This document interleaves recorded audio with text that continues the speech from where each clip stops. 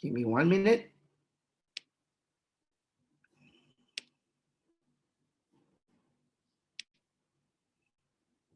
Okay, everyone can see the screen? Yeah, good. Let me move this a bit so I can see everyone.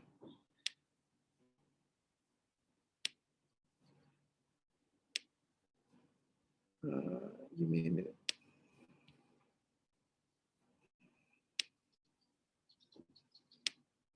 By the way, nice batik shirt on, Budi. Just want to appreciate you for that. Thank you, thank you. Okay. Uh-oh.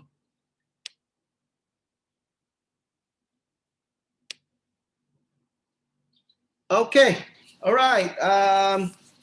All right. The title is His Power, His Wisdom, and His Understanding. This is the theme for this month for our church. And let me start by saying this. I really believe that the way you view God shapes your life. See, what we say about God, or what we claim about God, or what we sing even about God, do not really show our real view about God. Okay? It is how we live that shows our real view about God. It is how we live, okay, that shows a real view about God. Let me repeat that one. Today, we will learn from the book of Jeremiah. The prophet Jeremiah was used by God to speak to the southern kingdom of Israelites, the kingdom of Judah, just before they were exiled to Babylon. At that time, the Jews have lost their fear and respect towards God. They have forgotten what God did for them, how God chose them, freed them from slavery, and blessed them with the promised land. They have lost their gratitude.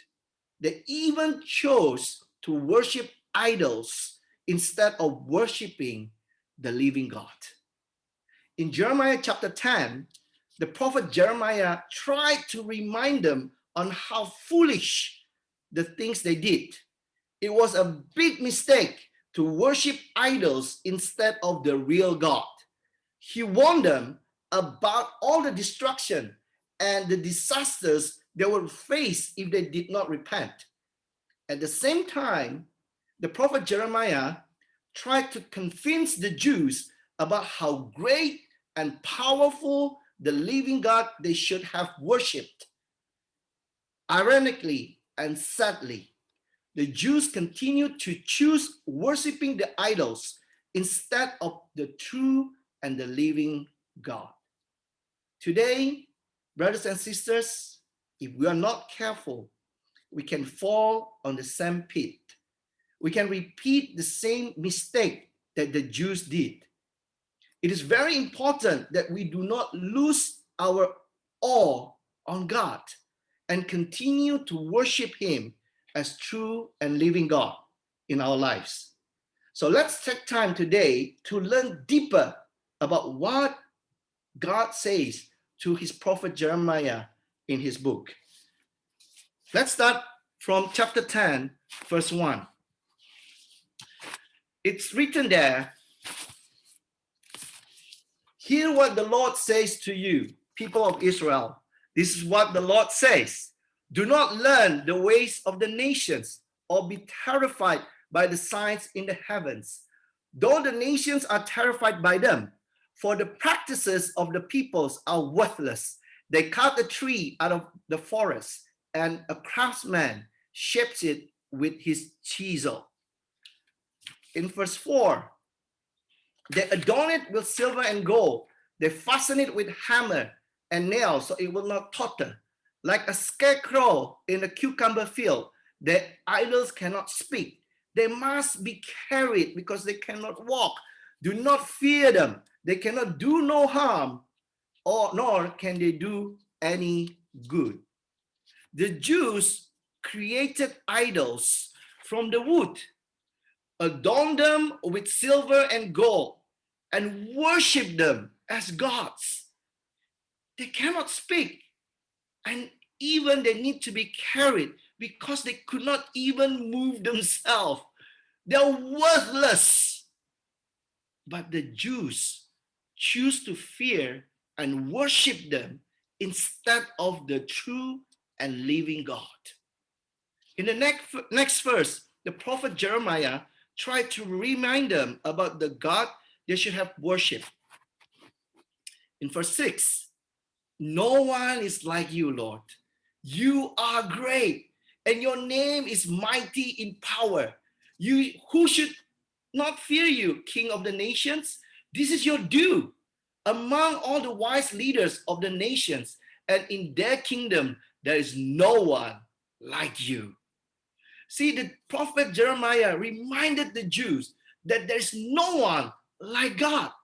He is great and mighty in power. Even the wisest in all kingdoms could not compare themselves to his wisdom. He tried to convince the Jews that God that they should worship, the God that we should worship, is the indispensable God. Is the indispensable God. Why then the Jews chose to fear and worship the handmade idols instead of the great and awesome God? This is the reason I could think of. Because they tried to replace the great and living God with something that they can control, something they can shape into their own liking. It is so human that we always want to be in control. They prefer to be in control over things instead of being controlled. They prefer to shape things to their liking instead of allowing themselves to be shaped by God. They felt really great when they could pick and choose the God they want to follow. See, that's what happened to the Jews. No wonder they chose to worship the worthless idols instead of the great and mighty God. Today, brothers and sisters, how about us? Do we pick and choose the kind of God that we want to follow to? Do we try to replace the true and living God with something that we can control or something that we can shape to our own liking? See, I really believe nowadays idols are not made by hands, but made in our hearts. Let me repeat this. Nowadays, idols are not made by hands, but made in our hearts. Our hands may no longer make any idols like the Jews did, but how about our hearts today? Are we making idols in our hearts? Just ponder some of these questions, brothers and sisters. Is there any area in our lives where we do not want God to be in control? Let me repeat this. Is there any area in our lives where we do not want God to be in control and we even try to replace him? Is there any situation in our lives where we try to leave God out so that we do not need to be shaped by him in that situation? We just don't want God to be in the picture. Are there times we refuse to listen and to obey him and treat him as non-existent because we don't feel comfortable? Or are there moments where we choose to lie and sacrifice our integrity as if God is not looking, just to get what we want? So, do we have those moments? Do we have those situations? If we do, then we started to create idols in our hearts. We created our own gods in our hearts because we don't like the true and the living God. We try to replace him with idols that we can shape to our own liking, that would always agree and support what we do and what we want. Something that would not limit us and control us. something that would not make us feel bad or guilty when we do something wrong. We like that kind of gods. We try to build our life with these gods that we made in our hearts. Is that what's happening right now in our lives? In Psalm 127, verse 1 to 2, the psalmist say this: unless the Lord builds the house, the builders labor in vain. Unless the Lord watches over the city, the guards stand watch in vain. In vain you rise early and stay up late, toiling for food to eat, for he grants a sleep to those he loves. See, God is indispensable in our lives. Don't even try to replace him with our own created gods in our hearts. Without God, everything we do would be in vain. Our lives would be in vain. We cannot truly live without the true and living God in our lives. I like what W. Ian Thomas said. He said, man was so engineered by God that the presence of the Creator within the creature is indispensable to his humanity. We become inhuman without the presence of our Creator. Humanity exists when God is present. Let's learn from the mistakes that the Jews made. Let's not repeat it. Do not replace the great and mighty God. Do not take him out of our lives. And do not try to create our own gods in our hearts. He is irreplaceable. Let me repeat. He is irreplaceable in our lives, and he is the indispensable God. Let's continue reading. In verse 8 to 9, they are all senseless and foolish. They are all taught by worthless wooden idols. Hammered silver is brought from Tarshish and gold from Upas. What the craftsman and goldsmith have made is then dressed in blue and purple, all made by skilled workers. The prophet Jeremiah pointed out how the Jews have become so foolish, how senseless. They let themselves to be taught by the worthless wooden idols. How could something good and wise be taught by wooden idols? Think about it. Let's just think about it. It is like you right now looking at me, talking to this cup and asking advice from this cup. Cup, give me advice. What should I do with the church? What should I do, with things? What should I do with my marriage? And I expect this cup to give me answer and give me advice, on how to build my marriage. It's like that, if I do that, I know the next thing, I know my wife would send me to the mental hospital. That's what would happen, when I start talking to the cup and getting advice from a cup, So that's what happened. It's so senseless. It's so foolish. That's what they did. In the next verse, we could see how the prophet Jeremiah tried to make sense, to them on whom they should have learned from. Verse 10, chapter 10. But the Lord is the true God. He is the living God, the eternal King. When he's angry, the earth trembles. The nations cannot endure his wrath. God is true and living God. He is the eternal King. The Jews should allow themselves to be taught by God alone. He is true God. He is the living God, not by the dead wooden idols. So the questions, why then the Jews allowed themselves to be taught by idols made by their own hands? Why they allowed themselves to do that? Sadly to say, just like many of us, they just wanted to listen to what they wanted to hear. Let me repeat this. They just wanted to listen to what they wanted to hear.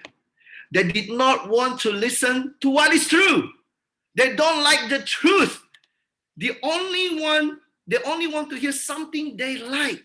They only want to be taught with the things they want and acceptable by them. They know there's true and living God.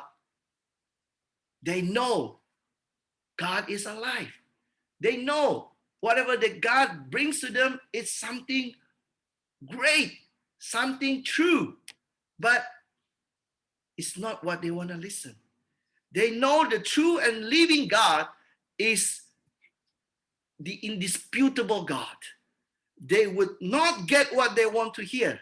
So they choose what they create. They choose to create their own gods. So they would only say, they only will get things they want to hear, and they choose how do you put it? So they choose to create their own gods where they can get what they want to hear. So the Apostle Paul confirmed that kind of attitude in his second letter to Timothy. Chapter 4, verse 3. For the time will come when people will not put up with sound doctrine. Instead, to suit their own desires, they will gather around them great numbers of teachers to say what their itching ears want to hear. They will turn their ears away from the truth and turn aside to myth. See, today, brothers and sisters, humans like to hear what their itching ears want to hear. How about us today? Let us ask a few more questions to ourselves. What are we looking for when we listen to a sermon on Sundays? What do we really look for? Do we really look for the truth? Or do we only look for something that we want to hear? What is our purpose to read the Bible every morning? Do we really look for the truth? Or do we just want to get something that makes us happy? Do we look for his truth? Do we open our hearts to be taught? If the answer is yes, why have we not grown spiritually? If the answer is yes, why have we not overcome any of our weaknesses? If the answer is yes, why my marriage has not improved? Why my character has not changed? Why have we not grown wiser in our daily decision making? Last night we had a single workshop. I was given a very interesting question. The brother was asking, he has been reading the Bible daily, but he felt like he did not change and he could not change. I realized, when he asked that question, that reading Bible is one thing, but believing what the Bible say is another thing. See, today we can read Bible every day. We can listen to a sermon every Sundays. But the question is, do you believe what you hear? Or you just read? Or you just hear what you want to hear? Reading Bible is one thing, but allowing Bible to teach and train you is another thing. So brothers and sisters, don't just read. Believe what the Bible says and allow his word to teach, to rebuke, to correct, and to train us. That's where we can change. Do we only listen to the things that our itching ears want to hear? Nowadays, idols are not carved by hands, but concepted by our minds. Brothers and sisters, idols are not carved by our hands, but idols are concepted by our minds. Is God still God when you are in difficult situation or difficult position in your life? Is God still God when you have to face tragedy in our life? Is God still God when we don't get what we want? Okay, let me repeat that. Is God still God when we don't get what we want? Is God still God when things don't turn out the way we want it? Is God still God when God says in his word, or what God says in his word is in disagreement with what we want? Is he still God? Is God still God for you when his word is different from your personal opinion and thoughts? Is God still God? See, we need to understand God is God. Your situation and your opinion do not define him. God is God. Let's learn from the Jews and do not repeat their mistakes. Don't just look for justification for the things we want or for the things that we want to do. Don't just listen to what our itching ears want to hear. Listen to God and allow him to teach us no matter how hard it is for us. The truth is, his truth will set us free because he is true and living God. Let's remember, he is the indisputable God. Finally, let's continue to read in verse 11. Tell them this: these gods who did not make the heavens and earth will perish from the earth and from under heavens. Verse 14, everyone is senseless and without knowledge. Every goldsmith is shamed by his idols. The images he makes are fraud. They have no breath in them. They are worthless, the objects of mockery. When the judgment comes, they will perish. The prophet Jeremiah once again reminded them that these idols were fraud and will all perish. The Jews become senseless by worshiping these idols. They thought by making these idols using gold or silver and dressing them up in blue and purple like king, the Jews tried to convince themselves or even deceive themselves, to be exact, that these idols are powerful and precious enough to be worshipped. So they created these idols from gold and silver, from all these valuable things, and dressed them up like king. They thought that would make them worth to be worshipped. But the prophet Jeremiah once again compared these fraud gods to the true God. In verse 12, but God made the earth by his power. He founded the world by his wisdom and stretched out the heavens by his understanding. When he thunders, the waters in the heavens roar. He makes clouds rise from the ends of the earth. He sends lightning with the rain, and he brings out the wind from his storehouses.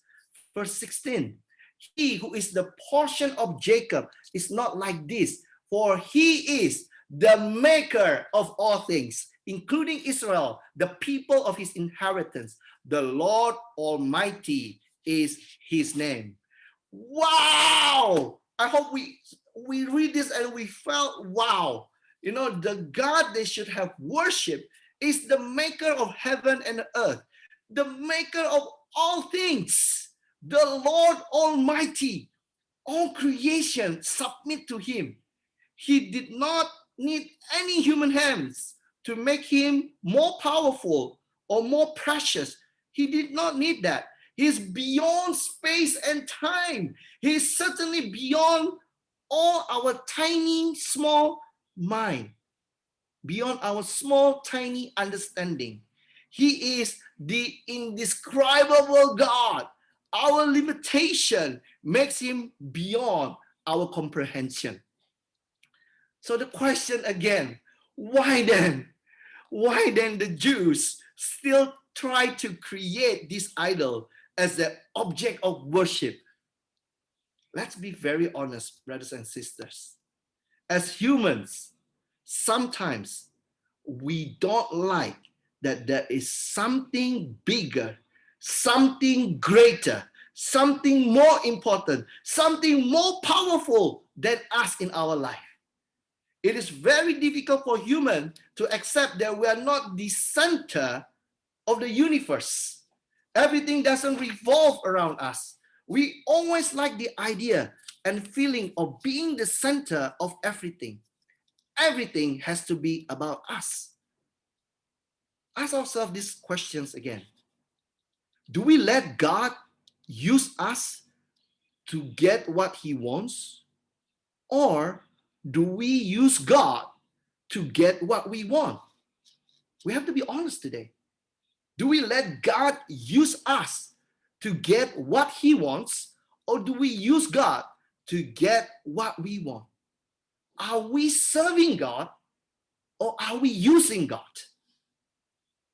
How disappointed are we when God changed our plans so that his plan can happen in our life? How disappointed are we? Have we become bitter towards God because he closed the door that we wanted to enter and he opened another door that he knew better for us? Do we become bitter because of that? Have we become bitter when God closed the heart of this brother or sister and God tried to open another heart for you? So we have to ask that question. We're going to be honest. Could we accept that God has the best interest for us, even though things are challenging and confusing sometimes in our lives? I really believe nowadays idols are not shaped by hands, but by what we serve in our lives. Idols are not shaped by hands, but by what we serve in our lives. The prophet Isaiah also reminded us about how great God is. In chapter 55, verse 8 to 9, for my thoughts are not your thoughts, neither are your ways my ways, declares the Lord.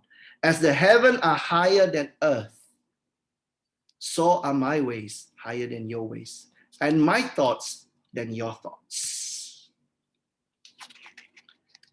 Can we really see that God's plan is better than our plan? Can we really see that his way is better than our way?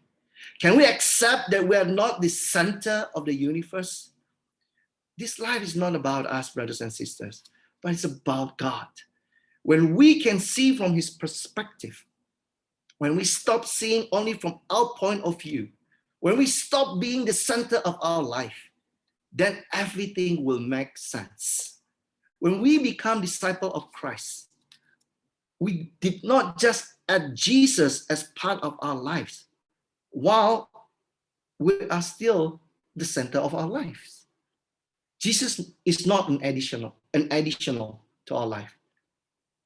When we become disciples of Christ, we made him God in our lives.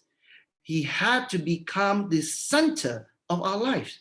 We exchange Jesus with ourselves. So our life is no longer about us. It's about him. That's what it means when we become disciples of Christ. That's what it means when we become a Christian. Let's not miss the point. Max Lucado described it very nicely and correctly when he said this. We are important, but not essential. Valuable, but not indispensable. We have a song to sing. We're not the main act. God is. God is the most important. He is indispensable. He is the main act. He is the director. He's the producer. It's not about us. Let's make him the center of our lives. Yes, many times we may not understand the why. We may not understand what is happening, but we have to walk by faith. He is beyond our understanding because he is the indescribable God. Imagine the life that we live today, the life that we will have today. You let him, allow him to be the center of your life.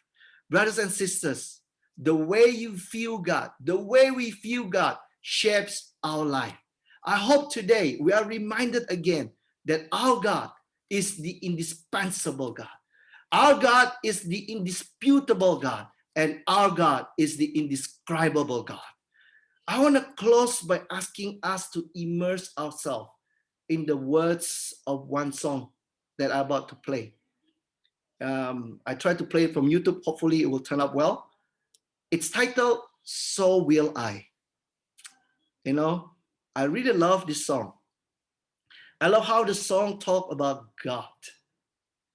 If I'm not mistaken, It was also sung in Mars and Fran's wedding. I think, I think that song was sung in that wedding.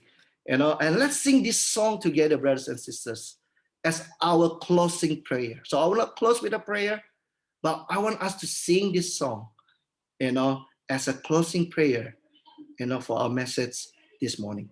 Let me try to share the screen and do this. Okay, give me a minute.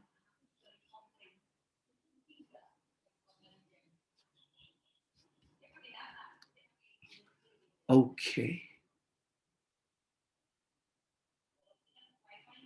Can you see? Yeah? Is that working? Okay.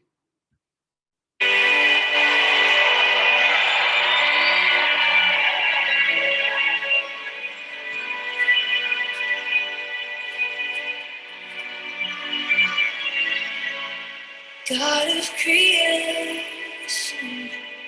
there at the start, before the beginning of time.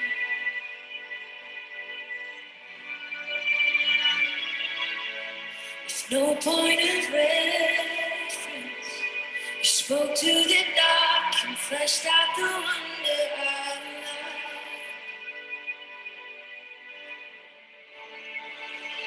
And as you speak, 100 billion galaxies are born. In the vapor of your breath, the planets form. If the stars were made to worship so bright, I can see your heart in everything you've made. Every burning star, a signal fire of grace. If creation sings your praises for life,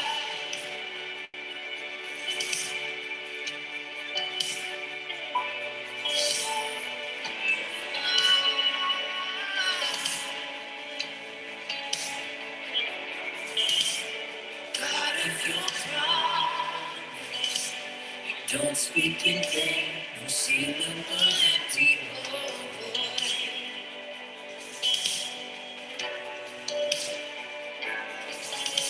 For once you have spoken, nature and science follow the sound of your voice. And as you speak, 100 billion creatures catch your breath, evolving in pursuit of what you say. If it all reveals in nature's soul, I can see your heart in everything you say. Every painted sky, canvas of creation still praise your soul.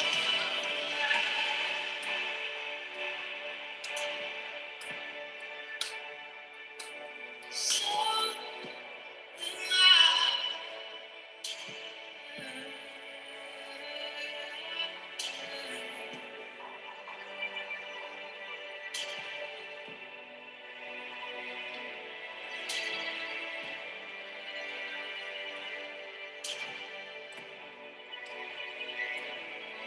the stars were made to worship so loud. The mountains bow in reverence so loud. The oceans roar your brightness so loud. For if everything exists to lift you high, so loud. The wind goes away, sing it so loud. The rocks scream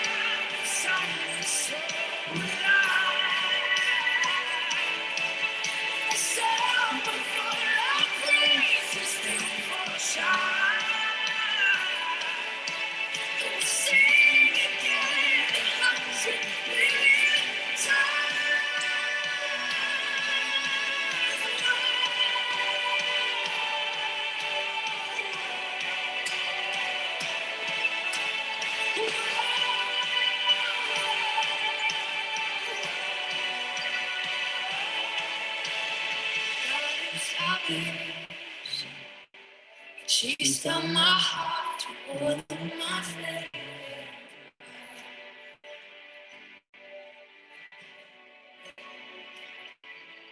On the hill you create,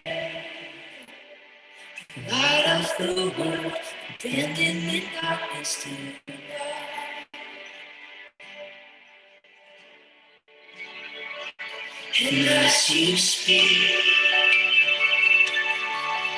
her heart's ripping, failures disappear. Where you lost your life so I could find it here. If you left the grave behind you so alive, I can see your heart and everything you've done.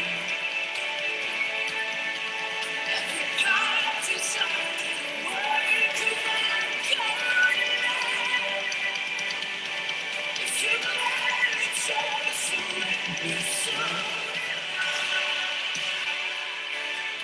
I can see your heart in ways. Every precious one, a child you died to save. If you gave your life to love and so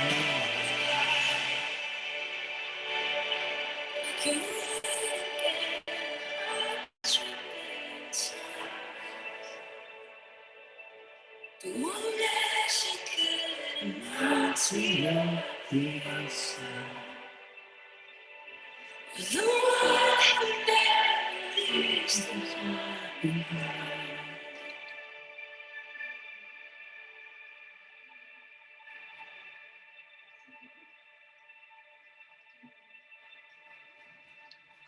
Amen. Awesome. Yeah. Thank you so much for sharing, and thank you so much for playing that song. I really love the song itself. It's one of my, I think one of my most favorite songs that are up to date. And it shows like that everything was made to lift him high, right? And if even Jesus himself did that, ya kita siapa gitu loh for not doing the same thing that he did, right? And even like all the mountains, the waves, the everything is made to lift up God's name. And yeah, so will I gitu loh. Supposedly is what we're supposed to do. And and thank you as well for reminding us about who our God is, and letting us learn, I guess, from the Jews on what they did wrong and about what they did and what we could avoid doing, right? And reminding us about how idols can to be sensitive about the idols that we make in our hearts, in our minds, and by our hands. And I think the fact that God is indisputable is the point that convicts me the most. A lot of times I hear stuff from my ear, masuk kiri keluar kanan, karena it's those are the things that are hard to process, or the things that are I think I find difficult for myself to do. And like I struggle a lot with being in my comfort zone. And what I can say happens more than often on top of my head, I guess, is like easy example would be my phone, WhatsApp, Instagram in the morning, right? And because I put my phone by my bed, like when I turn, like, oh, it's there, like time to check everything, padahal it's supposed to be God, right? It's supposed to be Jesus, and uh, he's supposed to be the center of my life, not my phone, not my Instagram, not my WhatsApps, not my whatever, right? And like I said, and thank you for reminding us, and even adding the song to it, kayak makes me, I guess, lebih tenang lah, in a sense of, and I really want to go back in making Jesus the center of my life again, and aligning my thoughts and ways into the higher ways of Christ, as it said in Isaiah just now. So yeah, thank you.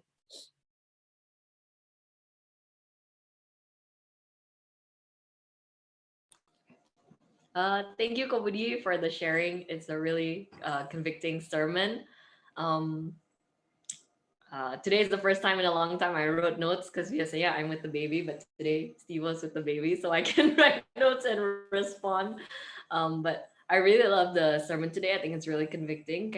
I really feel like sometimes I can kind of fall back to feel like, oh yeah, like I'm doing enough, or I know enough about the Bible or about God, and my life is good enough. So I it almost feels like it's okay for me to try to do things with my own strength and my own power, but then I forget how amazing God is and how powerful He is, and that without God, um, nothing, like we still can't do anything and will amount to nothing. Like nothing that we do will amount to anything. And you know, I really love the each and every one where we compare about the idols of old to the idols that we make now. And I think it's so true that, you know, we don't think of we don't think that we're worshiping idols because we don't have something that's made out of wood or something that's out of gold, but it's the things that we put in our hearts, the thing we put in our minds, and the things that we do, or like what we serve in our life, that is our idols. And I think it's so but yeah, it's such a great reminder for me, because I feel like um it's so easy for me to replace God with other things in life, especially like being so busy and even just taking care of like family. Okay, those kinds of things can slowly creep into being what's the center of my life rather than God. And I think it's such a great reminder to always keep God as the center, and definitely rebuked about it, because it's easy to make excuses sometimes. Okay, oh yeah, I have so much to do. Okay, I don't have time. Okay, God will understand. Okay, but I think it's always something that we need to remind ourselves and always reflect on. Okay, what are we doing with our where is our hearts? What's in our mind, and what are we doing with our life, and who are we serving? um, and to really go back to our God. Yeah. Thank you, Kobudi. Yeah, thank you banget Ko Budi for the amazing sermon. Yeah, very convicting as well for me. I think it's a very good reminder that um, kita can very easily fall back into our idols, yeah. And it's very hard for us to let go and let go of the control that we have in our lives. Yeah. I think it's something yang I'm also struggling a lot, especially yang your point about using God to get what we want. Yeah, benar-benar only listening to what we want to hear and seeing what we want to see. I think that's very tough. Like many times juga in our prayers we we always ask for worldly selfish desires, yeah, mostly riches and that and things will go well, and actually people God can change people so that they can be to our liking and things like that. And it's very easy to fall back into that trap. And I think the sermon today is a very good reminder for me that we actually really need to seek God and seek the truth, yeah, actually, and really let the truth guide us and rebuke us and correct us, and that we need to live by the truth, and instead of using God, kita benar-benar have to serving God, yeah, and really believe that His way is better than our way. So yeah, thank you so much, Budi, for the very convicting sermon.